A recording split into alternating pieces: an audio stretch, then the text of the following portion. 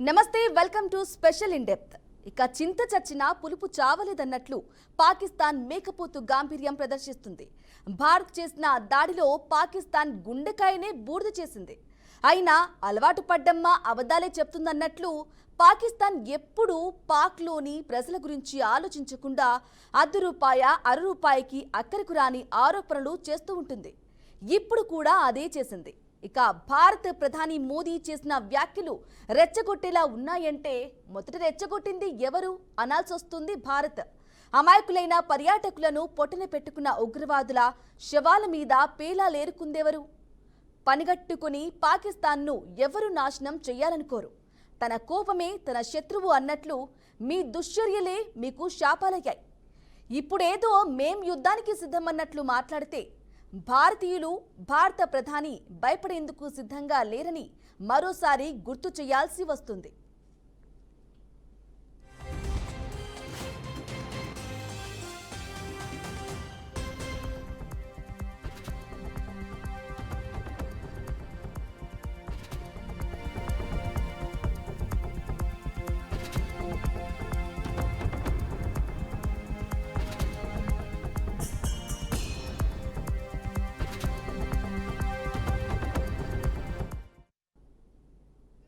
ఇక మోదీ మాట్లాడిన మాటలకు పాకిస్తాన్ పంపిన లెటర్లో ఏముందో ఓసారి చూస్తే ప్రధానమంత్రి చేసిన ప్రకటనలు రెచ్చగొట్టే విధంగా ఉన్నాయని, పాకిస్తాన్ మోదీ చేసిన వ్యాఖ్యలను తిరస్కరిస్తుందన్నారు. ప్రాంతీయ శాంతి స్థిరత్వం కోసం అంతర్జాతీయ ప్రయత్నాలు జరుగుతున్న సమయంలో ఈ ప్రకటనలు కరెక్ట్ కాదు అని లెటర్లో పేర్కొన్నారు. రాజకీయ అవకాశవాదం, అంతర్జాతీయ చట్టం పట్ల స్పష్టమైన నిర్లక్ష్యంతో పాతుకుపోయిన ప్రమాదకరమైన తీవ్రతను సూచిస్తుంది మోదీ మాట్లాడిందన్నారు.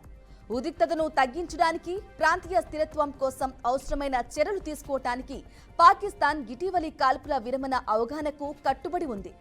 ఉద్రిక్తతను తగ్గించాలనే సందేశంతో మమ్మల్ని సంప్రదించిన అనేక స్నేహపూర్వక దేశాల సులభతరం ఫలితంగా ఈ కాల్పుల విరమణ సాధించబడిందని పేర్కొన్నాయి.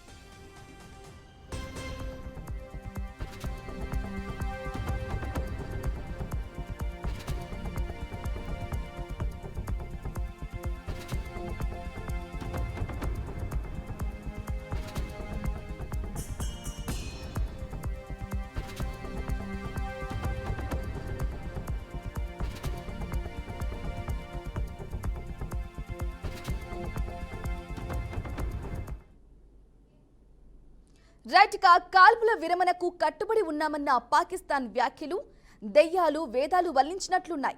కాల్పుల విరమణ ఒప్పందం చేసుకున్న 3 గంటలకు ఆ ఒప్పందాన్ని ఉల్లంఘించి పాక్ది ఎప్పటికైనా ఒక్రబుద్దే అని మరోసారి నిరూపించుకుంది. అలాంటి మీరు ఒప్పందాలకు కట్టుబడి ఉన్నామంటూ లెటర్లు పంపిస్తే వణికిపోయేటోళ్లు భారతీయులు కాదు. యుద్ధమే కావాలంటే పాక్ను పటాపంచలు చేయటానికి అరక్షణం పట్టదు. మిస్టర్ పాక్ ప్రధాని, మీరు ఇది గుర్తుంచుకోవాలి. ఆయుధాలున్నాయని విర్రవీగితే నీ అణుబాంబులే నిన్ను కాల్చుకు తినేందుకు సిద్ధమయ్యాయి. అది మరచి మింగమెతుకులేదు కానీ మీసాలకు సంపింగ నూనె అన్నట్లుగా అదే మేకపోతు గాంభీర్యం ప్రదర్శిస్తే వణికిపోయేది భారత్ కాదని భారత ప్రజలు ఈ లెటర్లోని అంశాలపై ఘాటుగా స్పందిస్తున్నారు.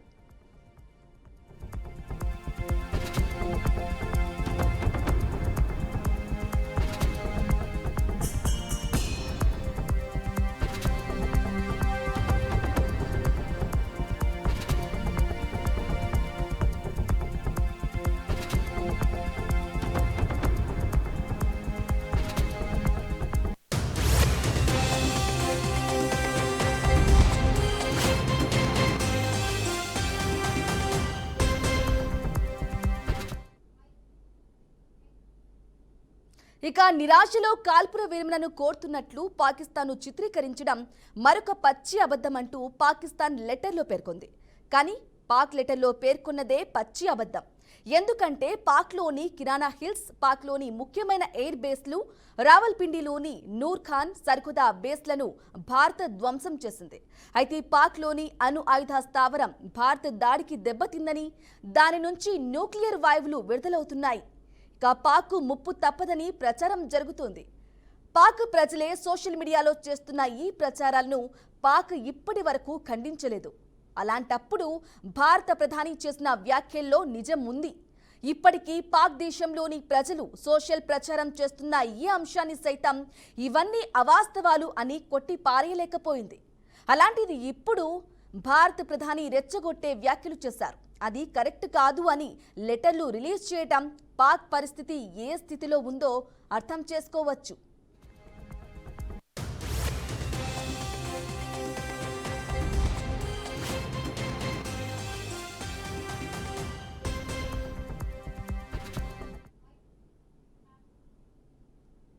రైట్ గా చింత చచ్చినా పులుపు చావలేదు స్పెషల్ ఇండెప్త్ లో భాగంగా దీని గురించి వారి అభిప్రాయం తెలియజేయడానికి ప్రముఖ రాజకీయ విశ్లేషకులు సత్యనారాయణ గారు అందుబాటులో ఉన్నారు జూమ్ లైవ్ లో. నమస్కారం అండి సత్యనారాయణ గారు. నమస్తే మేడం. నమస్తే. ఎస్ చెప్పండి, అసలు పాక్ వార్నింగ్ లెటర్ పంపించడం ఏ విధంగా చూసుకోవాలి? కాల్పుల విరమణకు సంబంధించి మోదీ రెచ్చగొట్టే వ్యాఖ్యలు చేశారు అని చెప్తూ ఉన్నారు. సో ఏ విధంగా చూసుకోవాలంటారు? దానిపై మీ అభిప్రాయం ఏంటి? మనం మొదటి నుంచి చర్చిస్తూనే ఉన్నాం. పాకిస్తాన్ విధానాలన్నీ కూడా అది అసత్యపు ఆరోపణలు చేయడం, మీడియా ద్వారా తన దౌత్య నీతిని ప్రచారం చేసుకోవడం, లేనిది ఉన్నట్లుగా ఉన్నది ఉన్నట్లుగా చెప్పకుండా లేనిది ఉన్నట్లుగా చెప్పడం ఒక ఆనవాయితీ అయింది. యుద్ధతంత్రంలో అఫ్కోర్స్ అదొక భాగంగా అసత్యపు ప్రచారం చేయడం, కాల్పులకు విరమణ కోరలేదనడం, మళ్ళీ లొంగిపోయి తర్వాత శాంతి చర్చలను కొనసాగిస్తామనడం, ఇవన్నీ కూడా ఎందుకంటే ఇలా పంజాబ్లోని అదంపూర్ సైనిక విమానాశ్రయాన్ని అది పెద్ద భారతదేశంలోనే రెండవ అతిపెద్ద ఎయిర్ బేస్ ప్రాంతం. గతంలో కూడా 1971లో కూడా దాని మీద వారు జరుగుతున్నప్పుడు దాడి చేసే ప్రయత్నం చేశారు. మొన్న కూడా దాడి చేసే ప్రయత్నం చేస్తే మన దగ్గర ఉండబడినటువంటి ఆ త్రిశూల్ అని ఏదైతే ఉందో S-400 అది రష్యా నుంచి మనం దిగుమతి చేసుకున్నటువంటి యాంటీ క్షిపణులు. దాన్ని సమూలంగా కొన్ని కిలోమీటర్ల దూరంలో, సుమారుగా 500-600 కిలోమీటర్ల దూరంలో రేంజ్లో ఉండబడినటువంటి ఆ డ్రోన్లను క్షిపణులను కూడా కూలగొట్టేటువంటి శక్తి వాటికి ఉంది. దాని ద్వారా మనం కూలగొట్టడం జరిగింది. మనం మొన్న అసత్యపు ప్రచారాలు చేసి ఈ అదంపూరు ఎయిర్ బేస్డ్ వైమానిక స్థావరాన్ని మేము విధ్వంసం చేశామని చెప్పేసి ప్రకటన వచ్చిన నేపథ్యంలో నిన్న చాలా భారతీయ మీడియా ద్వారా చాలా స్పష్టంగా ప్రపంచానికి తెలియజెప్పడం జరిగింది. శాటిలైట్ ఫోటోగ్రఫీల ద్వారా కూడా నిరూపించడం జరిగింది. యుఎస్ఏకి సంబంధించినటువంటి ఒక ఏరోస్పేస్ సంస్థ కూడా, మ్యాక్సెట్ టెక్నాలజీస్ సంస్థ, దాన్ని కూడా ప్రపంచానికి ఆ ఫిగర్స్ను ఆ చిత్రాలను కూడా చూపి విధ్వంసం కాలేదని నిరూపించడం జరిగింది. అంటే ప్రధానమంత్రి కూడా ఇవాళ అదంపూరు సైనిక స్థావరం సైనికులకు ఒక సెల్యూట్ చేశారు. ఎందుకంటే పాకిస్తాన్ నుంచి వచ్చిన ఉగ్రవాదులు ఏ విధంగానైతే భారతదేశంలో ఉండబడినటువంటి మహిళల యొక్క సింధూరాన్ని దూర్చిందో, ఆ సింధూరాన్ని దూర్చిన యొక్క ఉగ్రవాదుల యొక్క నట్టింట్లోకి పోయి వాళ్ళను హతమార్చడము, అదేవిధంగా పాక్ సంబంధించినటువంటి సైనిక స్థావరాలు, ఎయిర్ బేస్ క్యాంపుల మీద కూడా సుమారు 11 వైమానిక స్థావరాలను విధ్వంసం చేసినటువంటిది ఒక యథార్థమైనటువంటి అంశం. కాబట్టి మోడీ ప్రధానమంత్రి అక్కడ పోయి ఇది దేశానికే గర్వకారణం సైన్యము ఇవాళ పాకిస్తాన్ కాలబేరానికి వచ్చిందనేది ఒక యథార్థమైనటువంటి అంతర్జాతీయ ఘటన. కానీ శాంతి చర్చలకు మనం స్వాగతిస్తూనే కూడా ఒక మాట అన్నాడు ప్రధానమంత్రి గారు, ధర్మ సంస్థాపన కోసం అవసరమైన ఆయుధాలను పట్టుకొని మనం శత్రువులను చంపడం మన ధర్మంలో ఒక అంతర్భాగం. అది భారతదేశం ఎప్పుడూ కూడా శాంతినే కోరుకుంటుంది, ఆ శాంతి కోసం చర్చలను కొనసాగిస్తుందని చెప్పేసి ఇవాళ అంతర్జాతీయంగా కూడా సుమారు 70-80 దేశాలు భారతదేశానికి ఉండేటువంటి దౌత్య నీతి, విదేశాంగ విధానాన్ని సంపూర్ణంగా సమర్థిస్తా ఉన్నాయి. ఇవాళ పాకిస్తాన్ ఒక బూచి, ఎందుకంటే ఉగ్రవాద స్థావరాలను ఏర్పాటు చేసి ఉగ్రవాదులకు ఆయుధాలను ఇస్తూ ఉగ్రవాదులకు నైతికంగా వాళ్ళకు మతపరమైనటువంటి సపోర్ట్ చేస్తూ ఇవాళ జమ్మూ కాశ్మీర్ అంశాన్ని పిఓకే ద్వారా మొత్తం కూడా క్రాస్ బార్డర్ టెర్రరిజాన్ని ఎంకరేజ్ చేస్తూ ఇన్ఫిల్ట్రేషన్ చేస్తున్న సందర్భంలో భారతదేశం మీద జరిగిన దాడులన్నీ కూడా ఓపికగా అంతర్జాతీయ సమాజానికి, అంతర్జాతీయ వేదికలు యూఎన్ఓలో మనం ప్రూవ్ చేసాం. అందుకే ఇవాళ భారతదేశానికి పాకిస్తాన్ అనుసరిస్తున్నటువంటి ఉగ్రవాద విధానాలను ఇవాళ భారతదేశ విదేశాంగ విధానం ఆ ప్రూఫ్స్ను అవన్నీ కూడా ఒక అంతర్జాతీయ మద్దతు లభిస్తాం. సో అయినప్పటికీ కూడా ఇప్పుడు ఏంటంటే జమ్మూ కాశ్మీర్ సమస్యను ఒక శాంతియుతంగా మనం ఐక్యరాజ్య సమితిలో దేశ స్వతంత్రం వచ్చినప్పటి నుంచి కాశ్మీర్ భారతదేశంలో అంతర్భాగం అయినప్పటి నుంచి కూడా అది భారతదేశంలో అంతర్భాగం. ఇవాళ టిబెట్ ఎట్లయితే చైనాలో అంతర్భాగంగా భావించబడుతుందో అవి చెప్తా ఉన్నదో అంతర్జాతీయ వేదికల మీద, కాశ్మీర్ కూడా మన మన భారతదేశ సార్వభౌమాధికారంలో అంతర్భాగం. అటువంటి కాశ్మీర్ విచ్ఛిన్నం చేసి ఇప్పుడు జరిగే శాంతి చర్చలు ఏం జరగాల? పాకిస్తాన్ ఓ పక్కనేమో కాల్పుల విరమణ కోరేది లేదంటున్నారు, మళ్ళీ ఇప్పుడు మిలిటరీ అధికారులు ఇవంతా కూడా మళ్ళీ ఇవాళ శాంతి చర్చల కోసం అంతర్జాతీయ సరిహద్దులో ఒక వార్ను డిప్లాయ్ చేసే విధానానికి విత్డ్రా చేసుకోవడం, సైన్యాల మోహరింపులను తగ్గించడం, క్షిపణులు, డ్రోన్లను, ఇతర ఆయుధాలను ఉపయోగించి కొన్ని చర్చలకు వస్తుంది. దీంట్లో ప్రధానంగా ఏంటంటే మనం పట్టుబట్టేది మన విదేశాంగ విధానంలో కూడా ఇవాళ చాలా స్పష్టంగా అమెరికా కూడా చెప్పినాం. అమెరికా కొంత అత్యుత్సాహంతో ముందుకు పోయి ఈ యుద్ధాన్ని నేనే ఆపాను, అణ్వాయుధాల చోటు లభించి ఉంది, శాంతి చర్చలలో ఇవాళ భారత విదేశాంగ కార్యదర్శి చాలా స్పష్టంగా చెప్పాడు అంతర్జాతీయ సమాజానికి. భారత్ పాకిస్తాన్ విషయంలో ఎటువంటి ఆర్బిట్రేషన్ మధ్యవర్తిత్వాన్ని మేము కోరుకోవడం లేదు. బయోలెటరల్ రిలేషన్ ద్వారా ఏదైతే పాకిస్తాన్కు భారతదేశానికి ఒక బఫర్ స్టేట్గా ఉండబడినటువంటి కాశ్మీర్ ఈ భారతదేశంలో అంతర్భాగం అనేటువంటి అంశాన్ని చర్చలోకి చేపడుతున్నారు. మళ్ళా ఈ పాకిస్తాన్ మాట్లాడి చాలా చాలా విచిత్రంగా అనిపిస్తుంది. ఏంటంటే పాలకులకు రాజకీయ అంతర్జాతీయంగా మరి వివిధ దేశాలు నేను అనుసరిస్తున్న దౌత్యనీతి, నేను మాట్లాడుతున్నటువంటి మాటలు ఇవన్నీ కూడా ప్రపంచ ప్రజలు, ప్రపంచ దేశాలు గమనిస్తాయి అనేటువంటి సోయి లేకుండా మళ్ళీ ఏదో వార్నింగ్ లెటర్ ఇవ్వడం, మేము కాల్పుల వివరణ ఒప్పుకోలేదు ప్రధానమంత్రి అన్నాడు. ఎందుకంటే కాళ్ళ బేరానికి వచ్చిందంటే ఇవాళ పాకిస్తాన్ లొంగి ఉండకపోతే ఇప్పుడు ఆ చెప్పిన వైమానిక స్థావరాలు, సైనిక స్థావరాలు విధ్వంసమయ్యాయి. మనకు ఉండబడినటువంటి సైనిక శక్తి అపారమైందని మనం నిన్న చర్చించుకున్నాం. చాలా అపారమైనటువంటి యుద్ధ విమానాలు ఇవాళ మనం F-16 సుఖోయ్ యుద్ధ విమానాల కంటే అత్యంతగా పనిచేసేటువంటి ఫ్రాన్స్ నుంచి తీసుకొచ్చిన యుద్ధ విమానాలు కూడా ఇవాళ మనకు చాలా స్పష్టంగా జలంతర్గాములు ఉన్నాయి. ఇప్పుడు నేవీ, ఎయిర్ ఫోర్స్, అదేవిధంగా సైనిక దళాలు ఇవన్నీ కూడా చాలా ఒక శక్తివంతంగా ఉన్నాయి. ఈ ధాటిని మళ్ళా స్వదేశీ పరిజ్ఞానంతో తయారు చేసేటువంటి క్షిపణులు ఉన్నాయి, అదేవిధంగా స్టింగర్లు ఉన్నాయి, అదేవిధంగా ఇతర ఆయుధాలు ఉన్నాయి. ఇవన్నీ కూడా మనం సాంకేతికతతోటి సైన్యాన్ని మోడరీకరణ చేసుకొని మనం ముందున్నాం.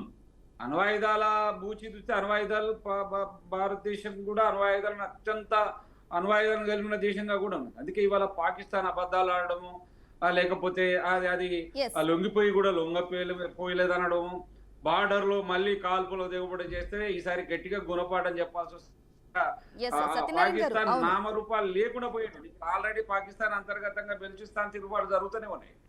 ఇవాళ నిజంగా కూడా మళ్ళొక్కసారి ఈ పాకిస్తాన్ ముక్కలేదు. గతంలో 1971లో ఇట్లనే భారతదేశంతో తలపడి కవింపు చర్యలకు పాల్పడి యుద్ధ మేఘాలను సృష్టించి యుద్ధం చేస్తున్న సందర్భంలో ఇవాళ పాకిస్తాన్ రెండుగా విభజన, బంగ్లాదేశ్ విభజన, ఇప్పుడు పాకిస్తాన్ కూడా ముక్కలేటువంటి అవకాశం. అందుకే ఏ దేశమైనా కూడా తన విదేశాంగ విధానంలో కావచ్చు, అంతర్జాతీయ సంబంధాలలో కావచ్చు, వివిధ దేశాలతోటి ఒక మంచి సంబంధాలను నెలకొల్పాలి. బార్డర్ సంబంధించిన అంశాలు ఉంటే ఒక నెగోషియేషన్స్ లేకపోతే శాంతి చర్చలను ఏర్పాటు చేసి సమస్యను పరిష్కారం చేసుకునే ప్రయత్నం చేయాలి. లేదు అని అంటే అంతర్జాతీయ సంస్థల వేదికల మీద దేశ సరిహద్దులకు సంబంధించిన సమస్యలు ఉంటే వాటి మీద చర్చించుకొని సమస్యలు పరిష్కరించుకోవాలి. ఇవాళ మనం పంచశీల నుంచి మనం అలీన విధానం వరకు కూడా ఒక విదేశాంగ విధానానికి, శాంతియుత జీవన విధానానికి, శాంతియుత చర్చలకు, శాంతి అహింసా మార్గాన్ని అనుసరిస్తున్నటువంటి బుద్ధుడు, గాంధీ వరకు కూడా ఇస్తున్నటువంటి ఒక భావజాలంలో భారతీయ ధర్మంలో ఉండబడినటువంటి ధర్మ విధానాల్లో మనం కట్టుబడి ఉన్న విదేశాంగ విధానం.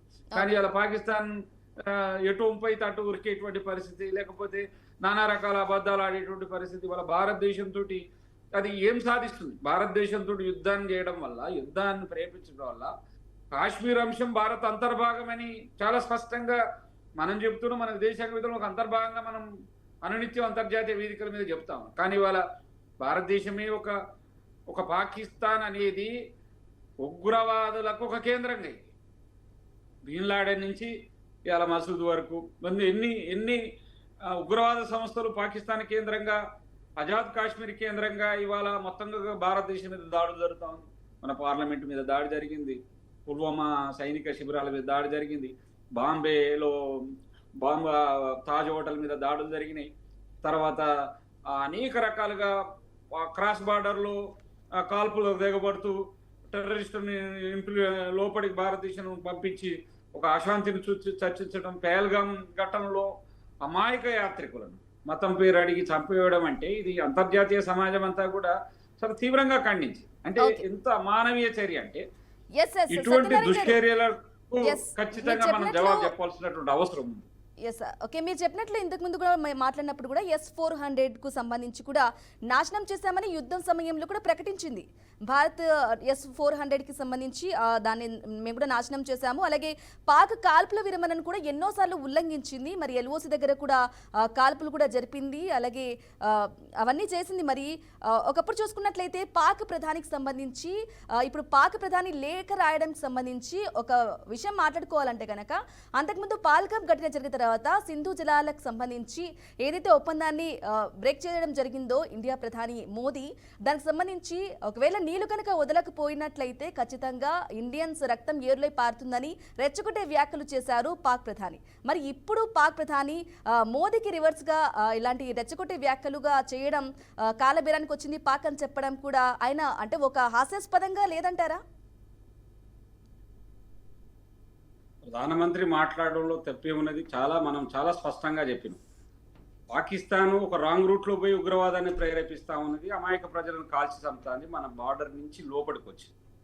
వాళ్ళ సింధు జలాలను ఆఫ్ చేసి రేపు అంటే శాంతియుత చర్చలు జరిగిన భారతదేశ ప్రయోజనాలను అనుగుణంగా శాంతి చర్చలు జరిగితే సింధు జలాల విషయంలో ఆలోచిస్తుంది. ఇప్పటికీ సింధు జలాలు వదలలేదు. సింధు జలాల మీదనే అక్కడ ప్రజలు చాలా మంది కూడా జీవనాధారం వ్యవసాయము, ఇతర విద్యుత్ శక్తి, ఇతర ఆధారపడినటువంటి జలాలు. సింధు నది ఒప్పందాన్ని ఉల్లంఘిస్తుంది భారతదేశం అని చెప్పేసి అంతర్జాతీయంగా పాకిస్తాన్ ముట్టుకున్నా కూడా భారతదేశ విదేశాంగ విధానంలో భాగంగా ఇవాళ భారతదేశ సార్వభౌమాధికారానికి ఒక ఆటంకంగా ఈ ఉగ్రవాద చర్యలు పాకిస్తాన్కి పడుతుంది. అందువల్ల ఇవాళ మోడీ మాటల్లో, ఎందుకంటే సింధు జలాలు వదలకపోతే రక్తపు ఎరులై పారుతుంది అనేది ఎంత హాస్యాస్పదం అంటే దేశం ఇవాళ అంటే ఒక యుద్ధానికి కాలు దువ్వడం, యుద్ధంలో ఓటమి గురి కావడం, మళ్ళీ కాలబేరానికి రావడం, మళ్ళీ శాంతి చర్చలు అనడం, మళ్ళీ యుద్ధ ఖైదలను విడిపించుకోవడం, యుద్ధంలో ఆక్రమించుకున్న భూభాగాలను కూడా అంతర్జాతీయంగా మళ్ళా మధ్య ఆర్బిట్రేషన్ చేసి మధ్యవర్తిత్వం చేయించి మళ్ళా ఆ ప్రాంతాల నుంచి సైన్యాలు ఉపయోగించుకుని చేయడం, ఇది పాకిస్తాన్కు రివాజుగా మారుతున్నటువంటి అంశం. ఇవాళ మోడీ చాలా గట్టిగా ఉన్నాడు. ఎందుకంటే పాకిస్తాన్ కాలబేరానికి వచ్చింది కాబట్టి ఎన్ని విధ్వంసమైన ఇవాళ సుమారుగా 11 వైమానిక స్థావరాలు అయితే అక్కడ ఇప్పటికీ అక్కడున్న F-16 యుద్ధ విమానాల మీద, ఇంకా పాకిస్తాన్ యుద్ధ విమానాల మీద విపరీతమైనటువంటి మన వైమానిక దాడి వల్ల విపరీతమైన నష్టాన్ని పునరుద్ధరణ జరగాలి. అక్కడ సైనిక స్థావరాల మీద జరిగినాయి.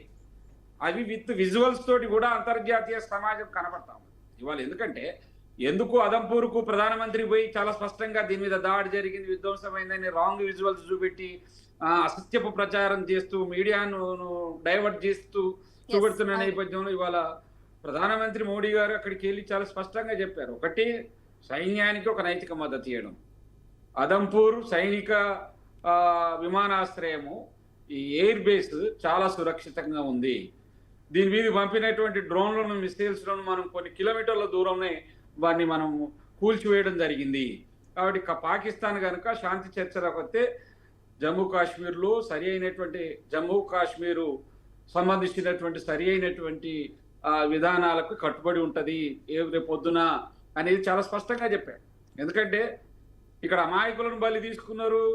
ఎంతమంది మహిళల యొక్క సింధూరం నుదుటి బొట్టును దుడిచినటువంటి రాక్షస మూకలు ఉగ్రవాదులను అది వేరేయడం అనేది ఒక ధర్మ సంస్థాపన కోసం జరిగినటువంటి ఒక ధర్మయుద్ధంగా మన సైన్యం చేసినటువంటి ధైర్య సాహసాలను ఆయన మెచ్చడం జరిగింది. ఇక్కడ పాకిస్తాన్ సంబంధించినటువంటి దేశ పాలకులు ఒక అసత్య ప్రచారం చేస్తూ అక్కడొక మాట ఇక్కడొక మాట, చర్చలకు వచ్చినప్పుడు ఒక మాట, అక్కడ ప్రజల ముందు తాము కాగితప్పులు లెక్క ఉండకూడదు అనుకోను ఏమో అక్కడ పాక్ ప్రజల ముందు మేము హీరోలుగా పోజులు కొడుతూ అంతర్జాతీయ వేదికల మీదకి వచ్చినప్పుడు యుద్ధం జరుగుతున్నప్పుడు యుద్ధంని మళ్ళా ఆఫ్ చేసి మళ్ళా శాంతి చర్చలను పెట్టినప్పుడు వాళ్ళ యొక్క ద్వంద్వ వైఖరి కనపడుతుంది. అక్కడ హీరోలు లెక్క పోజులు పెట్టడం, అంతర్జాతీయ సమాజాన్ని డైవర్ట్ చేయడం, మీడియాను వక్రీకరించడం, అవాస్తవాలను అవాస్తవాలుగా చిత్రీకరించేటువంటి ధోరణి పాకిస్తాన్ విదేశాంగ విధానంలో ఉంది. కానీ మన విదేశాంగ విధానం అది కాదు, చాలా స్పష్టత ఉంటుంది, క్లారిటీ ఉంటుంది. ఆ క్లారిటీలో భాగంగానే ఇవాళ ప్రధానమంత్రి కూడా మాట్లాడిన మాటలు కావచ్చు, విదేశాంగ కార్యదర్శి మాట్లాడినటువంటి మాటలు కావచ్చు, రేపు ఈ రోజు మాట్లాడేటువంటి సైనిక అధికారుల కావచ్చు, చాలా స్పష్టంగా ఉంటుంది జరుగుతుంది. ఎస్ సత్యనారాయణ గారు, అసలు మాట్లాడుకోవాలంటే కనుక ఇప్పుడు సొంతంగా ఈ పాక్ వక్రబుద్ధిని బేస్ చేసుకొని అయితే బలూచిస్తాన్ కూడా తిరగబడింది. ఒకవేళ ఇండియా యుద్ధం చేస్తున్నప్పుడు కూడా పాక్ బలూచిస్తాన్ ఒకటే చెప్పింది, మీకు సహాయం కావాలంటే మేము కూడా చేస్తాము అంటూ కూడా కొంతమంది సపోర్ట్ చేస్తూ కూడా కొన్ని వీడియోలు కూడా వైరల్ అయ్యాయి. ఈ నేపథ్యంలో ఎలా చూసుకోవాలంటారు? వాస్తవంగా ఏంటంటే ఇప్పుడు బెలూచిస్తాన్ అనేటువంటి ప్రాంతము స్వతంత్రం కోసం అక్కడ మిలిటెంట్ పోరాటాలు జరుగుతున్నాయి. వాళ్ళ సైన్యము రిక్రూట్మెంట్, అక్కడ పాకిస్తాన్ మిలిటరీ మీద దాడులు చేయడాలు, పోటీ ప్రభుత్వాలు ఏర్పాటు చేయాలి, అది అంతరంగిక సమస్య. అక్కడ పాకిస్తాన్ యొక్క అనుమానం ఏంటంటే బెలూచిస్తాన్ సంబంధించినటువంటి ఆర్మీకి సంబంధించి భారతదేశం సాయం చేస్తుంది, సైనిక సాయం అందిస్తుందని చెప్పేసి ఆరోపణ చేయడం. అయితే బెలూచిస్తాన్ సమస్య పాకిస్తాన్ యొక్క అంతర్గత సమస్య, కానీ దీనికి సంబంధం లేనటువంటి అంశం. ఎందుకంటే ప్రతి దేశంలో ఒక్కొక్క సమస్య, అంతర్గత సమస్య ఉంటుంది. కొన్ని ఇప్పుడు శ్రీలంక ఉంది, ఎల్టీటీ సమస్య ఉండే, ఏలం స్వతంత్ర ప్రతిపత్తి కోసం పోరాడుతున్నటువంటి అట్లా ఒక్కొక్క దేశంలో ఒక్కొక్క ప్రాంతాలన్నీ కూడా స్వతంత్ర ప్రతిపత్తి కోసం కొట్లాడుతున్నటువంటి సమస్యలు ఉంటాయి. కానీ ఇక్కడ కాశ్మీర్ సమస్య అది కాదు. కాశ్మీర్ సమస్యను అట్లా పాకిస్తాన్ ఉద్దేశపూర్వకంగా క్రియేట్ చేసింది. ఎందుకంటే పాకిస్తాన్ లో అంతర్భాగంగా కాశ్మీర్ చేసుకోవాలనేటువంటి ఒక కుట్రలో భాగంగానే భారతదేశాన్ని శత్రువుగా చేసుకొని యుద్ధాలకు కాలు దువ్వడం అనేది ఒక రివాజ్గా మారుతున్నటువంటి సందర్భం. అందుకే ఇవాళ సరే మోడీ సైనికంగా బలవత్తరంగా ఉన్న ఈ దేశాన్ని ఇవాళ ఖచ్చితంగా పాకిస్తాన్కు ఒక గుణపాఠం చెప్పేటువంటి చర్య కొనసాగించారు. కొంత విమర్శ కూడా ఏంటి అని అంటే అసలు యుద్ధాన్ని ఎందుకు ఆఫ్ చేయాలనేటువంటి పౌరులలో కూడా స్పందన వస్తాను, పార్టీలలో కూడా స్పందన వస్తాను. అంటే రేపు పొద్దున ఈ భారత్ ఉపఖండంలో భారత్ పాకిస్తాన్ యుద్ధానికి తలపడితే రేపు అణ్వాయుధ యుద్ధానికి దారితీస్తే ప్రపంచ వాణిజ్యం మీద దెబ్బ పడుతుంది అనేటువంటి అంశంలో అమెరికా కావచ్చు, ఇతర కొన్ని రాజ్యాలు మీరు ఇంతకు ముందు మాట్లాడినప్పుడు కూడా అమెరికాకు సంబంధించి ట్రంప్ చేసిన వ్యాఖ్యలు కూడా మీరు ఒకసారి గుర్తు చేశారు. ఏమనంటే ట్రంప్ చెప్పడం జరిగింది, వాణిజ్యాలకు సంబంధించి ఆంక్షలు విధించాము, అందుకే ఇండియా పాకిస్తాన్ యుద్ధం కూడా అన్న మాట విని ఆపేస్తాయని చెప్పారు. అలాగే దాన్ని మోదీ కూడా ఖండించడం జరిగింది. ఏమనంటే అలాంటిది వాణిజ్యానికి సంబంధించి ఆంక్షలు ఏం విధించలేదు, జమ్మూ కాశ్మీర్కి సంబంధించి కూడా ఏదున్నా మేము చూసుకుంటాం అన్నట్లుగా కూడా మాట్లాడడం జరిగింది. వాస్తవంగా ఏంటంటే అమెరికా ఒక అత్యుత్సాహంతో, ఎందుకంటే ఒక ట్వీట్ చేయడము, కాల్పుల విరమణ 2 దేశాలు ఒప్పుకునేని, తర్వాత అణ్వాయుధాన్ని అడ్డకట్ట వేసేందుకే భారత్ పాకిస్తాన్ శాంతి చర్చలు కొనసాగని చెప్పేసి యుద్ధాన్ని ఆఫ్ చేసింది నేనే అని ట్రంప్ ప్రకటించారు. వాస్తవంగా ఇది లేదు అని అంటే వాణిజ్యపరమైనటువంటి హెచ్చరికలు చేయడం వల్ల లొంగొచ్చినట్టుగా మరో కాడ. అంటే ట్రంప్ ప్రకటనలు కూడా అంతర్జాతీయంగా అది వివాదాస్పదంగా మారిన సందర్భాలు. ప్రారంభంలో ట్రంప్ మాట్లాడింది ఏంటి అని అంటే పాకిస్తాన్ హెచ్చరిస్తూ భారత్కు మిత్రదేశం, మోడీ నాకు మంచి మిత్రుడు, నేను భారత్ వెంటే ఉంటాం, భారత్ సహకరిస్తాం, ఉగ్రవాదాన్ని ఎక్కడున్నా కూడా కూకటి వెళ్ళతోటి పెగిరించాలి, అది ఇదని చెప్పి ప్రకటన ఇచ్చింది. ఒకటి అమెరికా ఏంటి అని అంటే అమెరికాది ఒక డ్యూయల్ ఇంటర్నేషనల్ పాలసీ ఉంటుంది. ఏంటి అని అంటే అక్కడ ఆయుధాలను తయారు చేసే పరిశ్రమలు ఒక ప్రధానమైనవి. అక్కడ ఇలా F-16 యుద్ధ విమానాలు ఉన్నాయి. అటు పాకిస్తాన్కు ఇటు భారతదేశానికి అంతర్జాతీయ మార్కెట్లో పోటీ పడుతుంది. ఫ్రాన్స్ యుద్ధ విమానాలు ఉన్నాయి, రష్యన్ యుద్ధ విమానాలు, ఫిరంగులు, అవన్నీ ఉన్నాయి. కానీ ఇవన్నీ కూడా ఏంటంటే అంతర్జాతీయ ఆయుధ వ్యాపారాల పోటీలో భాగంగానే మళ్ళీ ఆయన ట్రంప్ వాళ్ళ ఒత్తిడి మేరకు, ఆ ఆయుధ కంపెనీల యజమానుల యొక్క ఒత్తిడి మేరకు ట్రంప్ మళ్ళీ ఏమన్నాడు, ఉభయ దేశాలను తోటి మేము చర్చలు కొనసాగిస్తామని చెప్పేసి అసలు 6-7 రోజులు యుద్ధం కాగానే ఆయనే మొత్తంగా వేసి మళ్ళా అంటే యుద్ధం కొనసాగించడం ఒక అవసరం అవుతుంది. యుద్ధంలో 2 రాజ్యాలకు అనుకూలంగా మాట్లాడడం ఇంకొక విదేశాంగ ఇవాళ ట్రంప్ కూడా అదే. వాస్తవంగా ఏంటంటే వాణిజ్యంగా ట్రంప్ అధికారంలోకి వచ్చిన తర్వాత అదొక అంశం అయిపోయింది. దేశాల మీద సుంకాలను విపరీతంగా విధించడం, అమెరికా జాతి ప్రయోజనాల మీద రక్షిస్తామని మాట్లాడడం తిక్క చేసినట్టు సందర్భాలు కూడా ఉన్నాయి. అందుకే ఇప్పుడు ఇవాళ మనం ప్రధానమంత్రి మోడీ చాలా స్పష్టంగా కాశ్మీర్ విషయంలో అమెరికా మధ్యవర్తిత్వం వహిస్తే మాకు సంబంధం మాకు అవసరమే లేదు, ఈ 2 రాజ్యాలు మేము కలిసి చర్చల్లో మేము అంశాలను తీసుకొస్తామని చెప్పేసి చాలా చాలా స్పష్టంగా చెప్పడం జరిగింది. రైట్ అండి, థ్యాంక్ యూ అండి మీ అభిప్రాయం తెలియజేసినందుకు. రైట్, ఇక కాల్పుల విరమణకు కట్టుబడి ఉన్నామన్న పాకిస్తాన్ వ్యాఖ్యలైతే దయ్యాలు వేదాలు వల్లించినట్లున్నాయి. ఇక కాల్పుల విరమణ ఒప్పందం చేసుకున్న 3 గంటలకైతే ఆ ఒప్పందాన్ని ఉల్లంఘించి మరి పాక్ది ఎప్పటికైనా వక్రబుద్ధి అని మరోసారి కూడా నిరూపించుకుంది. ఇంకా అలాంటిది మీరు ఒప్పందాలకు కట్టుబడి ఉన్నామంటూ లెటర్లు పంపిస్తే వణికిపోయేటోళ్ళు భారతీయులు కాదు. ఇక కూడదు అంటే గనక యుద్ధమే కావాలంటే పాక్ను పటాపంచలు చేయడానికి అరక్షరం కూడా పట్టదు. మిస్టర్ పాక్ ప్రధాని, మీరు ఇది గుర్తుంచుకోవాలి. ఇది వాళ్ళ స్పెషల్ ఇండెప్త్ చింత చచ్చినా పులుపు చావలేదు. స్టేట్యూన్ BRK న్యూస్, తెలుగు సత్తా.